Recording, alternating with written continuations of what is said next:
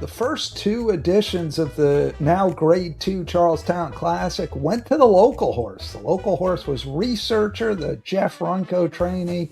Upset the first edition, came right back, did it again the second time. Runco now closing in on 5,000 career victories. Former jockey turned trainer, has had a remarkable conditioning career. Now he's got a horse, another horse who's really good. That's Lion's Run. He might be headed to the Robert Hilton Memorial Stakes on the Charlestown Classic undercard. You're going to hear all about that. Jeff Runco going to join Ted Black momentarily right here on Midlantic Racing Today. Midlantic Racing Today is powered by the Racing Biz, the racingbiz.com. Today's edition, Charlestown Races Today, is presented by Hollywood Casino at Charlestown Races. My name's Frank Vespi. Down the road a piece, I'm going to talk with Paul Espinosa, get caught up on what he's hearing about who might be coming Charlestown Classic night coming up end of August. But right now, let's bring in Ted Black and Jeff Runco. I think most people know you were a jockey before you became a trainer, Jeff, but not everybody does. You know, what was that experience like, and how much did that help you when it came time to transition into training full time? You know, it was good. I enjoyed it. You know, I was young then, so I enjoyed it. You know, I definitely like the training aspect better. You know, that's back in the day.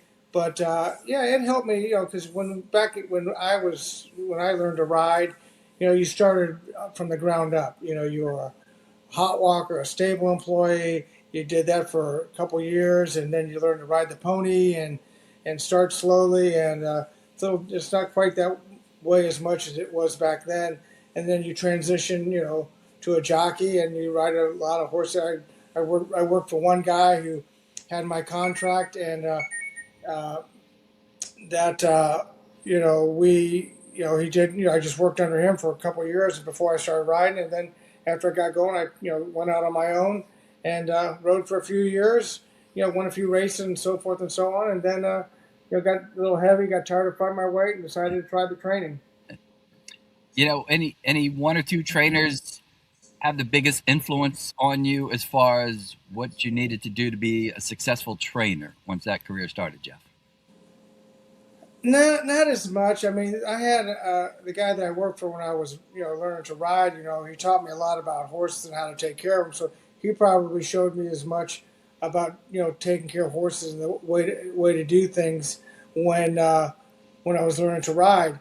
After that, then I met my wife Susan, who we worked together, and she was a training, and she knew a lot about training, and she taught me a lot of stuff. We learned stuff together, and then we started our business together as Coleswood Farm, and we transitioned from there.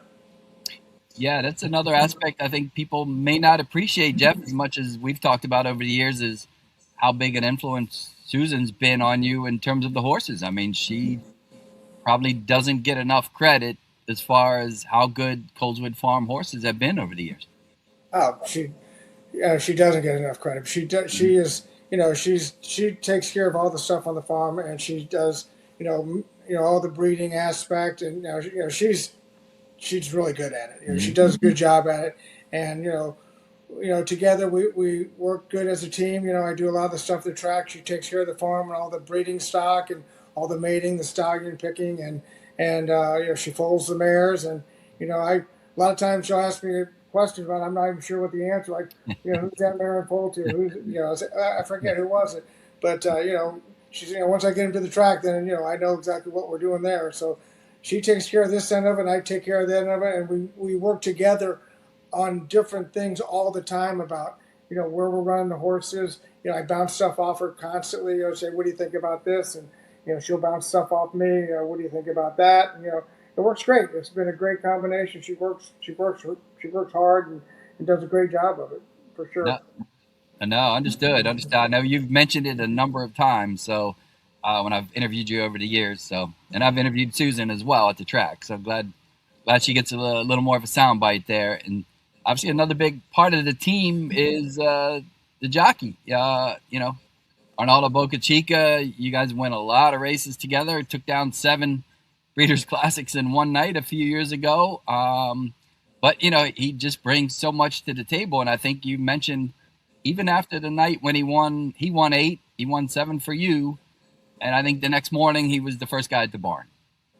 Yeah, Boca does a good job. He works hard. He deserves everything he gets. He's been working hard for years.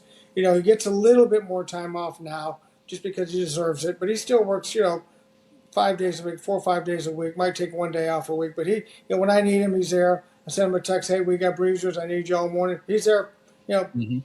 bright and early every time. Right. Yeah. I remember you mentioned that even the day after the classic when he went 8, I think that Sunday morning he was at the barn ready to go for you. You know. You know. Obviously, you have dozens of horses go in and out of your barn every year, Jeff. Kind of a transition year for a couple of really talented horses for you.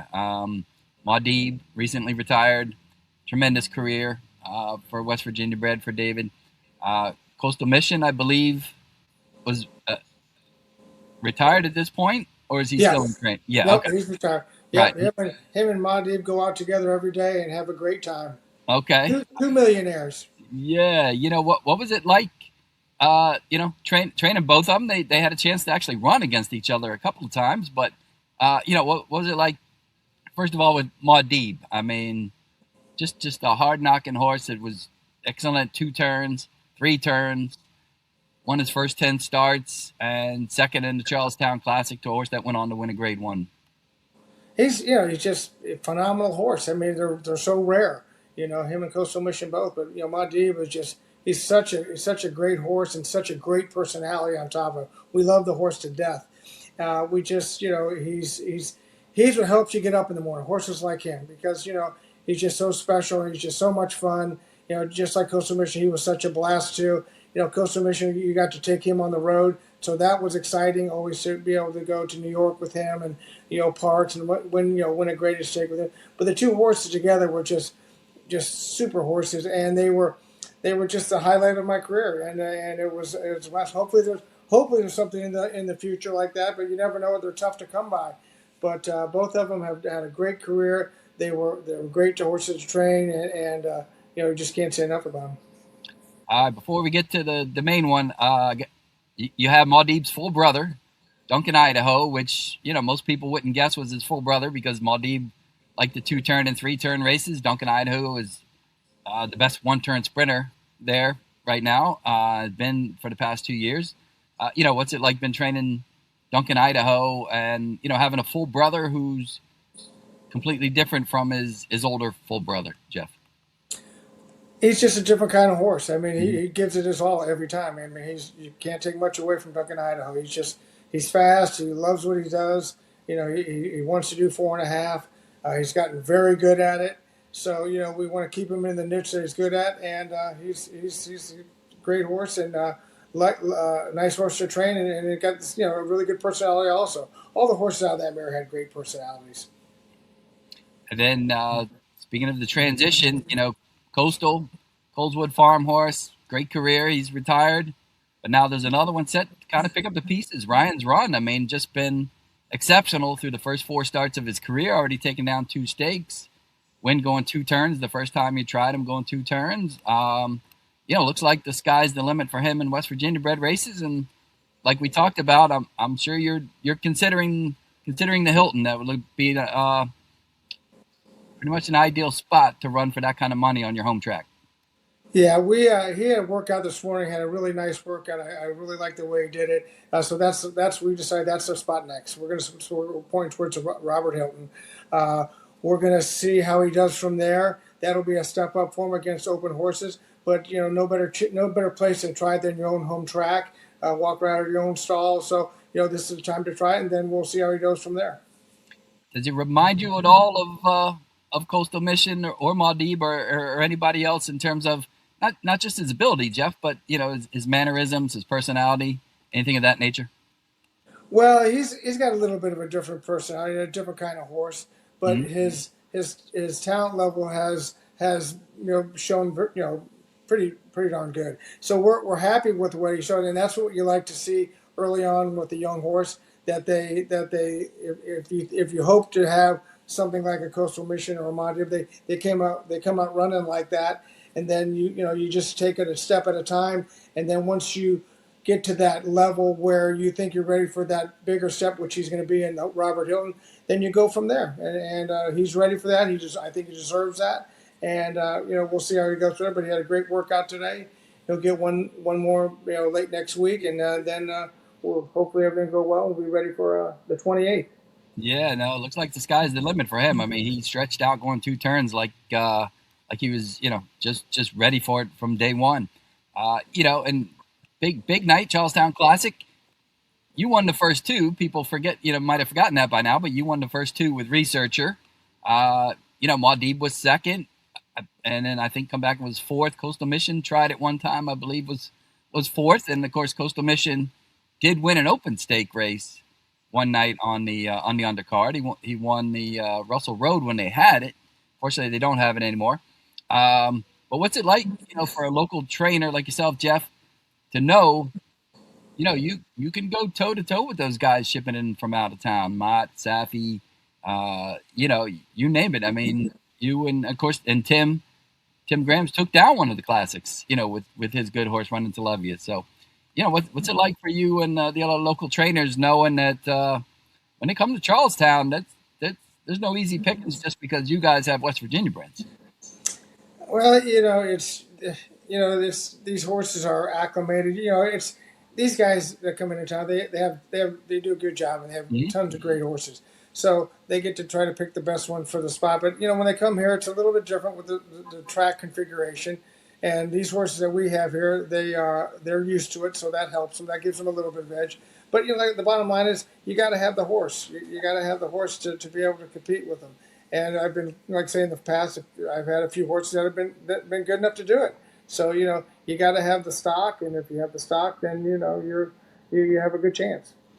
Right. And talk about stock. I mean, you've had some excellent nights on Breeders' Classics night, which is again in October this year.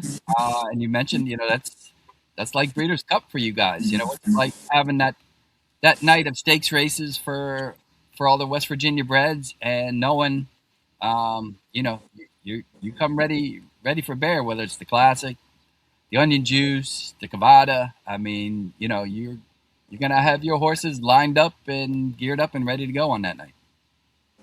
Yeah. We start planning a few months out, getting these horses ready for it. So that's what we're doing. So it starts now. And then obviously you've clicked off a number of really, really impressive milestones in your career to this point, Jeff. And there's a big one sitting out on the horizon for you. Maybe doesn't happen this year, but certainly within the next 6 months. 5,000 career wins. I mean, kind of hard to fathom for any trainer anywhere on the planet. But for someone like yourself at Charlestown to win 5,000 races and just do it year in and year out, 100, 150 wins. What would that next milestone mean to you? And was that something you even ever fathomed when you first started training horses? Well, I haven't thought about it all that much. I mean, when we hit 4,000, it was great. We did it. It's funny because we ended up doing that Laurel. But I don't pay that much attention to it. We're just so busy that we just do our thing every day. It's built up over the years, and it'll be great. It'll be a great feat, no doubt. But it's not something that's on my mind a lot. It's just we get close, maybe it will. But right now we're just trying. I'm keeping my mind's on Ryan's Run and those kind of things. Yeah, those numbers take care of themselves. But I mean, it's pretty impressive to look at it and say, wow, Jeff is, basically about 50 wins away from 5,000, and that's an impressive milestone, no matter how you slice it.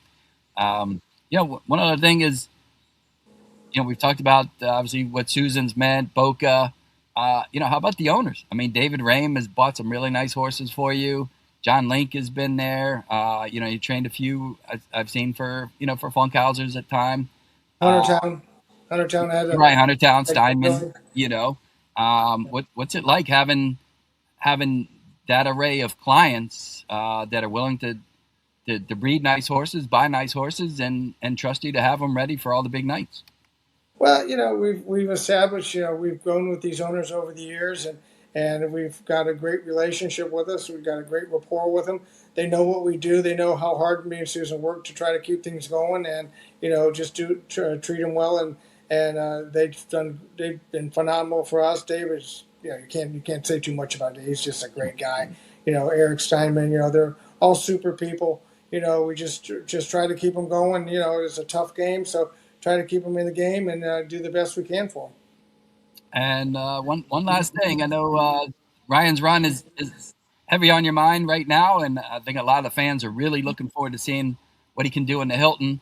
Talk about some of the 2-year-old prospects you've had coming along, and any one or two stand out, or how's the group in general look for you this year, Jeff? They look good. They look good. I've got one that just came back in that Susan sent me in this one. Looks fun. Looks wonderful. I can't wait to get him going. But Okay. we had Jack Carson last week. Broke his maiden by about 4.5 his first time out and ran good. I like the way he ran. Decent time. Got a decent number. Looks good. And I got Ryan's Run's little brother first time out in on Thursday, I believe. Friday. Friday's in. So we'll see how he does, and he's doing good, and I expect him to run well. So we'll see how that goes. But yeah, we've got some 2-year-olds coming along. David's got some really nice 2-year-olds that are coming along. That some are West Virginia bred and some are open horses this year. So we got a good array of young stock again. So we'll see how it goes. No, that's good. It seems like from talking to David, we had him on the show a couple weeks ago, and obviously high praise for you, and kind of similar thing. I mean the babies sort of keep them young. I mean, I imagine that's the case for you, right, Jeff? I mean, you got a lot of horses, but those 2-year-olds come along, that's a whole bright potential future, for them and for you. That's what we do. That's what we do. We don't claim. We're all about young horses. We're about bringing along young horses, trying to get allowance and stake horses. It's tough to do. We work hard at it. We go to the sales. We go to local farms all year long, looking at young horses, trying to pick out something decent for clients. And that's just what we like doing. I mean, we want to have quality best we can, and just keep doing our thing. Yeah, no, I mean, obviously the numbers speak for themselves. Win a lot of big races, and the clients keep coming back. I mean, that's the main thing. But no, I tell you what, Jeff, I certainly appreciate your time today. Very, very appreciative of the update on the 2 horses that retired. Maudib and Coastal Mission both had tremendous careers, and excited to see what Ryan's Run does in the Hilton. I think he's between him and at a premium, that filly that David has. You have 2 really, really exciting West Virginia breds, both potentially getting ready to tackle open horses, and Ryan's Run looks like he's the real deal at this point. We'll see. They're going into the race right now. So far, so good. So yeah, it'll be exciting. David's horse is a really nice filly. It'll be could be an exciting day for West Virginia breds on the 28th. Yep. So they've held their own in the past. So we'll see. But hey, I appreciate the time and the feedback, Jeff, and look forward to seeing you at the track pretty soon. Thanks, Ted. Appreciate it. Anytime. All right. Thanks again, Jeff. Take care. Next Bye-bye. on Midlantic Racing Today, Frank Vespi and Charles Town track announcer Paul Espinosa will catch up on the latest racing news. Paul, good to see you. We're getting close now. We're starting to get pretty serious here. We're just about 2 weeks out from Charlestown Classic, and what are things like at the track? People starting to think about it? I'd say so. I'd say that again, we've chatted a little bit in the lead up here that having a couple of local hopefuls also kind of spices things up. I think a little bit more than even a normal year would. But yeah, it's one of those things where it feels like from a property standpoint, it is where what normally is kind of separate, where it's like kind of casino side and racing side, with the Charlestown Classic Festival, it's like everybody's kind of coming together. And then just specifically on our side of things, on the horse, on the horse racing side, things are definitely starting to pick up here. We're starting to try to, look through the noms and see who's in and who's not and who should be in. And so, yeah, just kind of tightening things up here before nominations close on Friday. Yeah. It's, I always wonder, like, I don't know if you've talked with Charlie about this. I would imagine it can be a little nerve wracking that time between when noms close and then when you take entries. You know, you're hoping that everything goes well for the horses you expect. Maybe somebody you didn't expect will drop in, but it's kind of dead period. It is, and one I guess time that kind of comes to mind is unfortunately with Art Collector, and he was on track seemingly to kind of go for that three-peat that hadn't has yet to be achieved, and everybody at that time, Art Collector, a Pegasus winner as well. He was a horse that would clearly people wouldn't be lining up to take on here at Charlestown. And then, with his, again, unfortunate circumstances surrounding him, when he defects late, there's all of a sudden there's this void where it's like you were kind of planning on having him be your headliner. And in addition to that, that kind of maybe made some other people make some other plans. And, there's one thing that we've learned is that it can be very, very tough to be kind of nimble in this industry and try to alter course, if you will, and that obviously can refer to many different aspects of our game, this great game that we love. But yeah, and so 100%, it is a little bit of a nerve wracking time. I will say that at least at that point you have the names in front of you, and it's like, okay, at least we know that we're working off of this list. And then, you can kind of, just like many different, checklists and wish lists, you can, kind of highlight the ones that you're hoping for and the ones that you think you actually have a realistic chance to get. And so yeah, it's an interesting time for sure. And I'd imagine, again, just in general, everybody's kind of on edge, because I like to think that, for me, I kind of liken it to it's like a little bit of an Olympic feel, from the standpoint of like we only really get one chance at this per year. Obviously the Olympics is 4 years, but you really want things to go well, because Breeders' Classics night, it's great, but there's not a lot of moving parts. All the horses are pretty much here for the most part. You kind of know what to expect. A lot of different moving parts when it comes to Charlestown Classic and Oaks Night. And so yeah, it's you want to try to make sure you do your best, because you're gonna have to wait another year to get another crack at it. Come right back next week and do it again. So, exactly. Now, interesting stuff. Now, the horse that won last year, won the Classic, was Banishing. Looking at the early nominations, it looks like he's on track to become the next horse to try to repeat at least.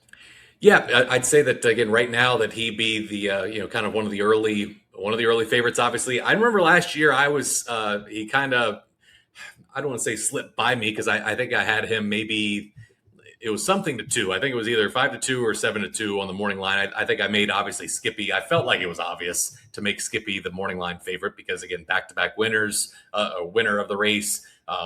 He kind of had a pretty good reputation, and Banishing kind of hadn't taken that really next step yet. But then somehow, as they tend to know, somehow they knew that Skippy wasn't going to run that well, because he kind of drifted up in price late. That last click, Banishing kind of dropped, and lo and behold, here's a favorite, winning the Classic. So I would think that again, right now, I'm working off of the premise that Banishing will probably be the morning line favorite again, even though Skippy has won the Pegasus since we last saw him. Obviously last year, the excuse that was given was that he came out of the race with the thumps, talking about Skippy. And again, I don't claim to be any sort of equine veterinarian, but yeah, obviously a significant thing that to have to kind of deal with.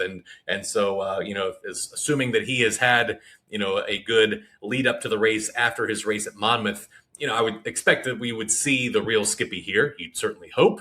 But yeah, it seems to me, at least on paper, that's sort of the headline. It is the 2 past winners, lining up against each other, and then I'll just try to have to really fight the inner demons that I'll have to, try to not imitate Tom Durkin, when he says the 2 Derby winners hit the wire together, and so not to do that with the 2 Classic winners if they were to come to the wire together. So well, that's a lot of steps between now and that's quite a few. Yeah, that is safe to say. A little trying to think about all the options as they come along. Yeah.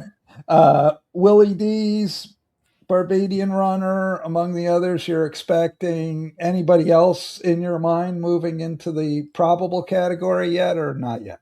Not really. I did get the sense that a couple of runners from Michael McCarthy, I think, would have a chance to be here that night. He has Bullard nominated for the Classic. He also has Brooklyn Blonde nominated for the Oaks. And I think that is sort of the, when you look big picture, like, kind of how we got here. There was obviously the COVID situation where we had to, postpone the Classic back in 2020. It was previously in April, so we postponed it. We were able to kind of run them both together in August that year. I believe it was August. I can't remember if we tweaked that the next year or not. It was either August or September, but that's how the two races came to run on the same night together. And then we kind of realized, like, oh, okay, well, this actually could work, because if, all of this equine talent has become so, centralized in so few barns. Well, if somebody has a horse for the Classic, they probably are also going to have a horse for the Oaks, and so you'd be more likely to stick a couple of nice horses on a van as opposed to just one.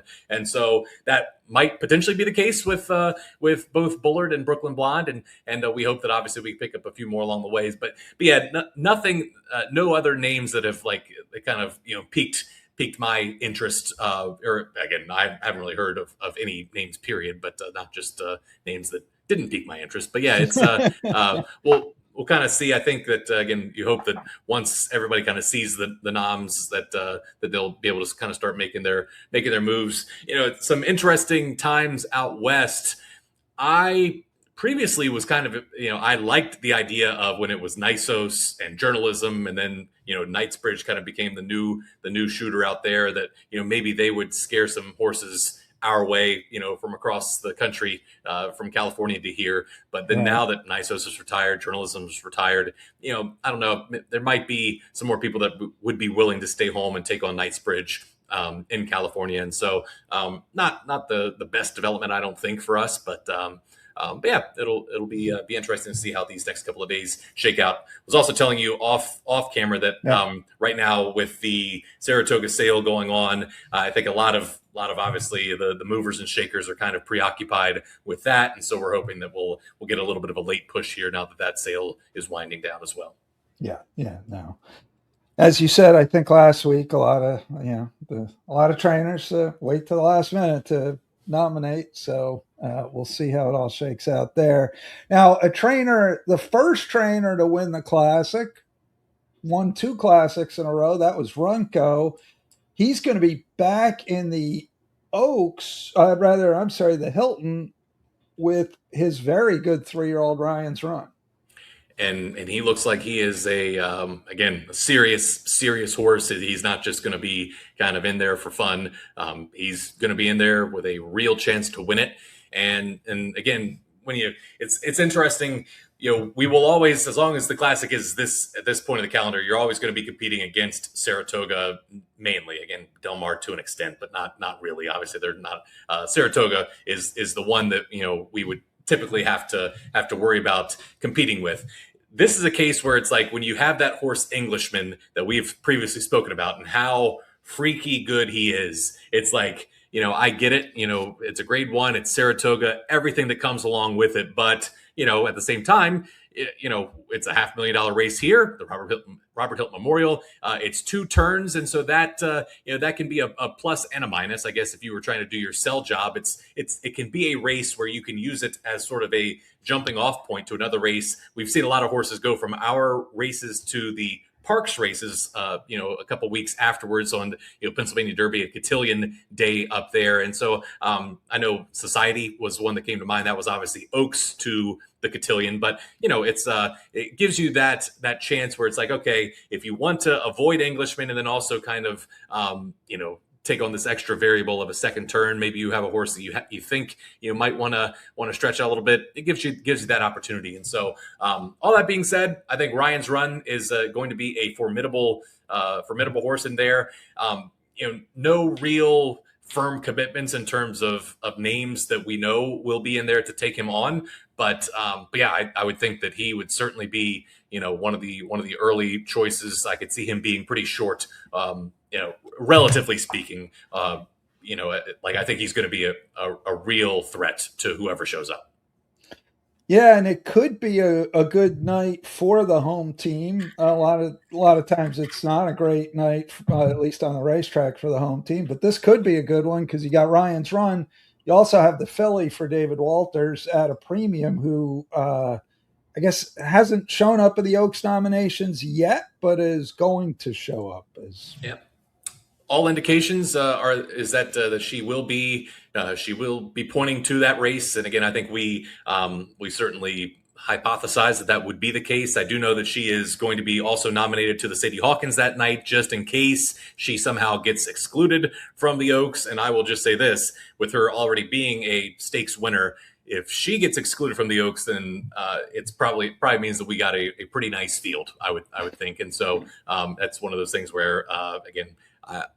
Candidly, I hope that does not happen. I hope we do get to see her in the Oaks. I hope we do get to see her tested. And I will say that one name also that is not in the noms yet, but we're hoping to see here soon, is a filly that I don't know if you would have had a chance to see her in person, but the Brendan Walsh filly, Mashallah. I know that when I had spoken to Tyler Gaffleone's agent, Matt Muzikar, last year, he had the choice with Tyler of riding Skippy or Banishing. He picked Banishing. That ended up being the correct choice. And so when I reached out to him to see, if he had any idea of who he was going to be, riding this year, he was non-committal on picking, who he would ride in the Classic, but he mentioned Brendan Walsh filly in the Oaks. And so, that's another one where we're going to have to compete against Saratoga, and it's going to be tough. It's you have the Prioress, which is a little bit later in the month.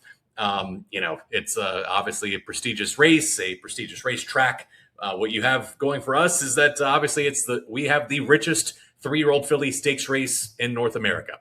That's what we have going for us. It is the 2 turns. It's obviously a grade 2, and so I'm hoping. I think that would be an unbelievable matchup. I think that Mashallah has a chance to be as good as any 3-year-old filly sprinter in the country. I think Explora obviously is kind of vaulted to the top after her performance in the test, but Mashallah on her day, I think she can be just as good. And so that would be a huge get. Obviously, I also love the angle of horses that have already run in the Mid-Atlantic, whether that's at Colonial, whether that's at Laurel, if it's at Pimlico, if it's at Delaware. It kind of just signifies to me that you at least know that this part of the country exists and that there is racing other than New York and Florida and Kentucky and California and stuff like that. So yeah, I would be hopeful that we would have a chance to see her, and if so, I think that has a chance to be a really good get for us. But again, not officially in the noms yet, but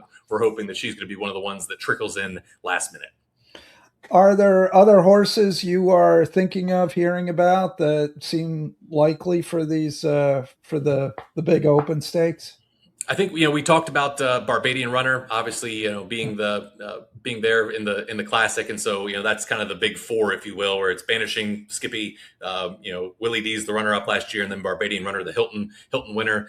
So I know we spoke about him. I think we also talked about Irish Maxima for the Misty Bennett Pink Ribbon, and I think that she has a chance to be fit this race perfectly, and another chance to be a millionaire maker that night, as again if she's has really close to that threshold, and very talented grade 2 winner in her own right. One name that kind of caught my eye a little bit when I was looking through the early noms was a Mark Cassie filly, Nerazzurri, and the fact that they nominated her to both the Misty Bennett and the Classic. That kind of caught my eye a little bit there, just from the standpoint of that seems like something where you are you feel like you're going to run.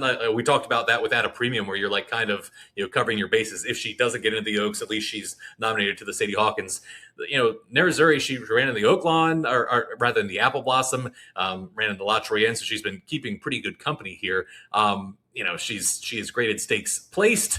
She's a stakes winner. I think that obviously she would fit a lot better personally in the Misty Bennett, but she would be a nice get potentially. And I know that in terms of figuring out who's talking to who, I know that Charlie had mentioned that he had spoken to Kieran McLaughlin, former trainer, and then now agent for, I believe he's still an agent for Luis Saez. And the fact that Luis Saez rode in Arizona last time out, I would think that it's likely that we will be seeing Luis Saez, and that could definitely be who he ends up riding. So she's at the top of the earnings list for the Misty Bennett Pink Ribbon, at least sorted for the last I think year plus. I don't know if that's again the official timeline, but she's very good, and so that's one name that I'd say I'm kind of keeping an eye out for, that we might get to see on the undercard. And then I think that there are a couple of Mike Stidham horses as well that obviously Mike, clearly no stranger to racing here in the Mid-Atlantic, that I would think that we'd have a shot at. One other one that just came to mind, sorry, I know I'm going stream of consciousness as we're kind of running down this list. I do think that Rusty Arnold is probably going to be bringing, I think it's Echo Sound. I think Echo Sound is going to be pointed here. He's got a couple of very nice fillies in Kilwin and Echo Sound. I think Echo Sound, she's run, I think did she run Preakness undercard? Does that ring a bell? My memory is I'm old, so I remember zero things at this point in my life. Well, yep. There's I weirdly can only remember horse names and some random fractions and famous calls, but other than that, yeah, I'm not too much ahead of you there. But yeah, I think that she'd be a very nice one as well. The Misty Bennett.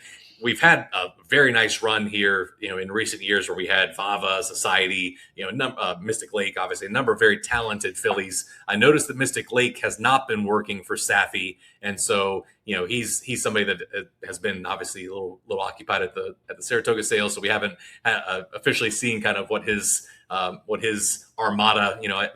Every year at the Breeders' Cup, there's the Aidan O'Brien army that walks around. Normally, that's what Safi brings here for the Classic. He's got a horse for every open race that we have, and would be shocked if he showed up with a couple West Virginia breds at some point. But yeah.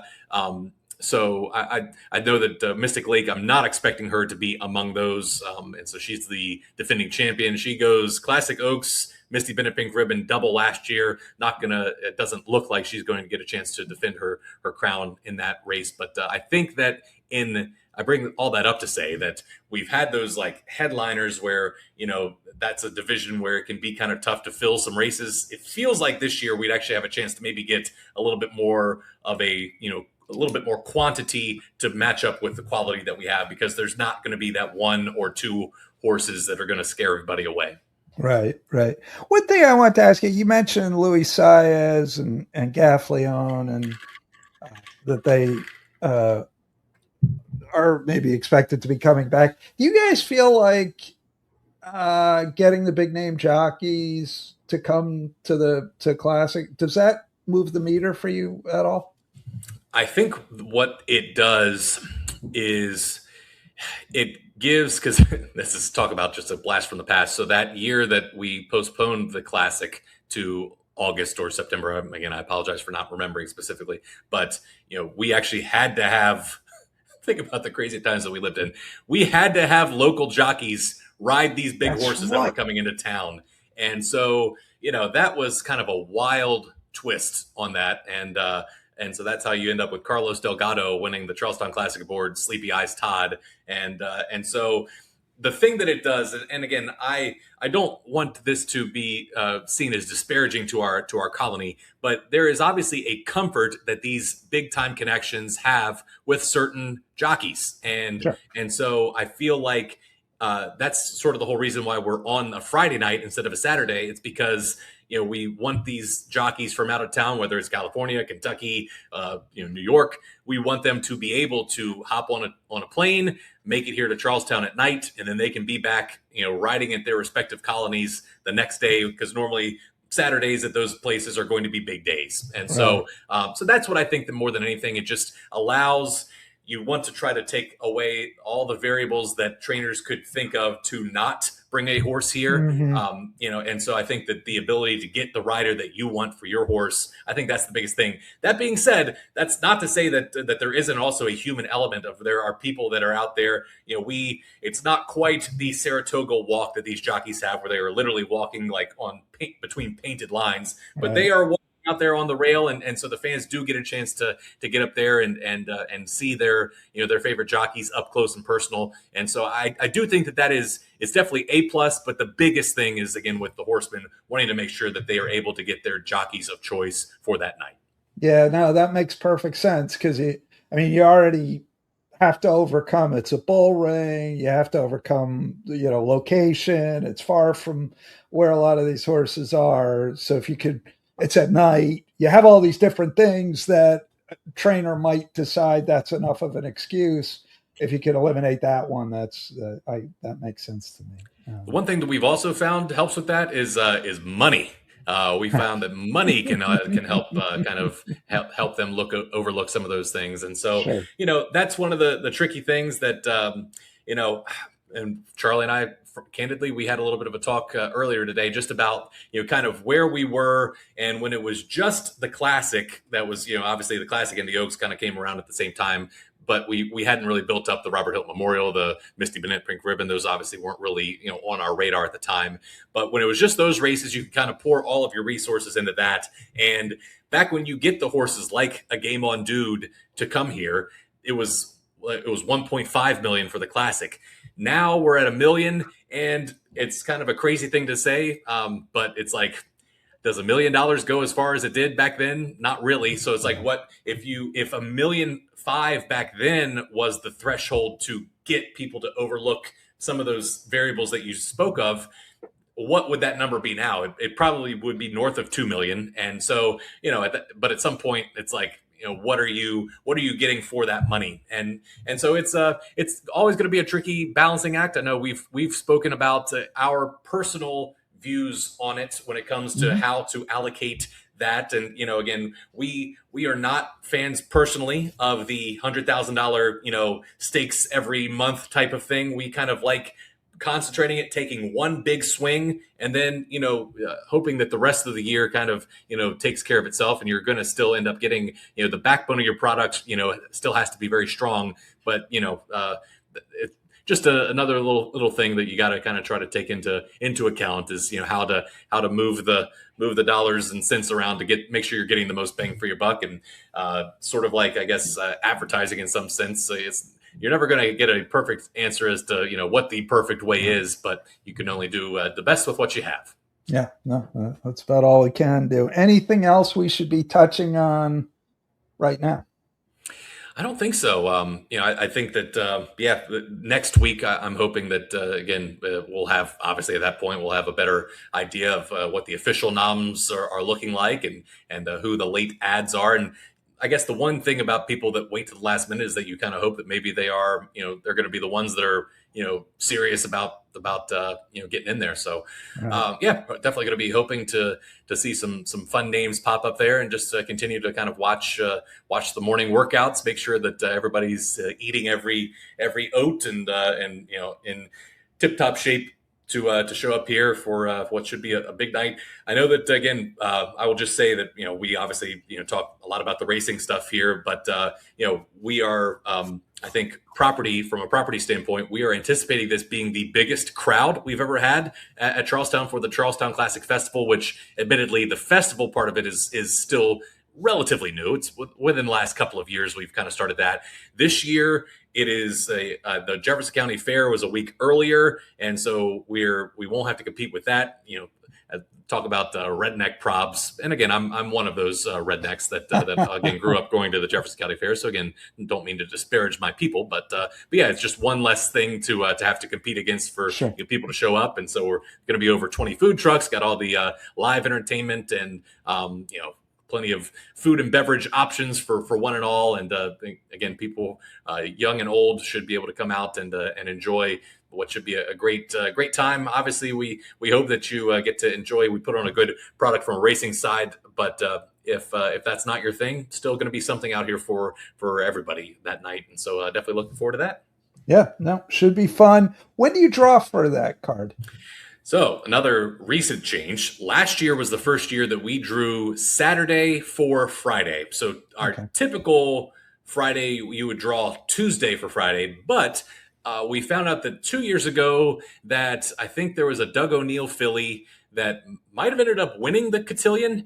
and I'm drawing a blank on her name right now. So much for remembering horse names, but I guess I didn't actually get to call her. But she was entered in the Oaks, and then I think she was going to be on the AE. And so because you were taking entries on a Tuesday, that's tough for fillies or colts or geldings from California to make their travel arrangements. So as a result, last year we moved it to Saturday entries. So that gives people a little bit more time to determine if they're if they have to get a plane, they have to get a train, whatever Bing Crosby, says in that song. So, but Saturday. So we'll do Friday for the Thursday before Classic, and then Saturday for the for Classic Day. And then one other thing from a wagering standpoint to keep an eye on is that our jackpot pick six. It's pushing $80,000, and so we would have this week we needed to survive. We would have next week to have it survive, and then we would have that Thursday before Classic. So 7 more cards to get through, I should say. And if there are no single winning tickets in that, we would likely, in 99.999 infinity percent chance, we would have a force out in the pick six that night. And so that would be one of the bigger pools. Certainly, it would be the biggest pool, I'd say, of the night. So from a wagering standpoint, keep an eye on that. And that's not to say that if one of our listeners happens to take it down between now and then because they're trying to get their try to do the Dan Borislow of Tocket. Tocket was a horse that I really when I was getting the racing bug, I know that he was a cool horse, but try to scoop it beforehand. We certainly wish you the best of luck, but obviously, from a wagering standpoint, that would add a little extra incentive for people to play on Classic night. So it wouldn't hurt my feelings if it made it to that night. No, you'll have a lot of money in that pool if it carries all the way. So yeah. All right, good place to leave it. We'll do it again next week. We'll have a little more info. So Paul Espinosa, thanks so much, and have a good weekend. Sounds good, Frank. You do the same. Thanks to Paul Espinosa, thanks to Jeff Runco, and of course Ted Black. But most of all, thanks to you for listening, watching, and we hope liking and subscribing to Midlantic Racing Today. Midlantic Racing Today is powered by the Racing Biz, the racingbiz.com. Today's edition presented by our friends at Hollywood Casino at Charlestown Races. You can get Midlantic Racing Today wherever you get your podcast, YouTube, Spotify, Podbean, anywhere. You can get it there, and we appreciate that very much. My name's Frank Vespi. We'll be back next week with more episodes of Midlantic Racing Today. Thanks for listening, everybody. Have a great weekend.